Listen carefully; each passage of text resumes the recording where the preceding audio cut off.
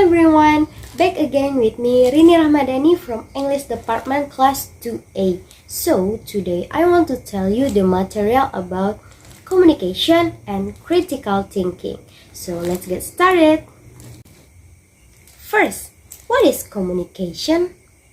Communication is the process of conveying message by communicators to communicant through media that cause certain event. There are a definition of Laswell model of communication. First, who. This is also known as a communicator. The seconds are say what. It means the message we want to convey. The third are in which channel. It means the media we use.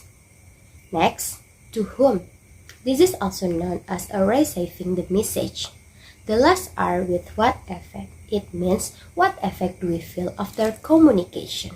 And then in communication there are two processes called encoding and decoding. Encoding is the activity of producing message, for example, writing and speaking. And then decoding. Decoding is the activity of receiving message, for example, reading and listening. And then there are four types of communication.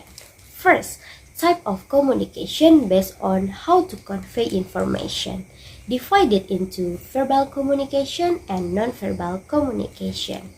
Verbal communication that can be directly and indirectly. And then non-verbal communication through writing, attitude, and behavior. And then the second type of communication are based on behavior, divided into formal communication and informal communication. Formal communication is the communication that occurs between organizations or companies whose procedures have been regulated in organizational structure. And then informal communication is communication that occurs in a more relaxed atmosphere and tend not to be rigidly structured. And the third type of communication are based on continuity, divided into direct communication and indirect communication. And the last type of communication are based on scope. This is divided into internal communication and external communication. First, internal communication that can be divided into three kinds. There are vertical, horizontal, and diagonal. And then external communication, for example, exhibition, promotion, press conferences, television broadcast, and radio. Next, the second question. What are the important components of communication support? I think the most important component is the communicator. Why? I think if the sender of the message of communicator is not there, and then the communication process will not occur, and the intent or meaning of the message is not conveyed. Thank you for being the research person. Could you introduce yourself? Kenalkan, nama saya Asri Marifah. Saya dari jurusan akuntansi, prodi D4 akuntansi, NIM 2211024005. Oh, thank you. So today I want to ask what one of the obstacle your experience when you communicating.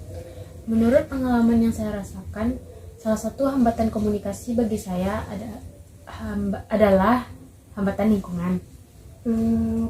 Can you give the example of environmental barriers to communication according to your experience? Saya mengalami hambatan saat berkomunikasi di motor. Saat di motor, saya kurang jelas mendengar suara, saya berkomunikasi karena gangguan dari angin kencang atau gangguan dari kendaraan lain. Okay, thank you.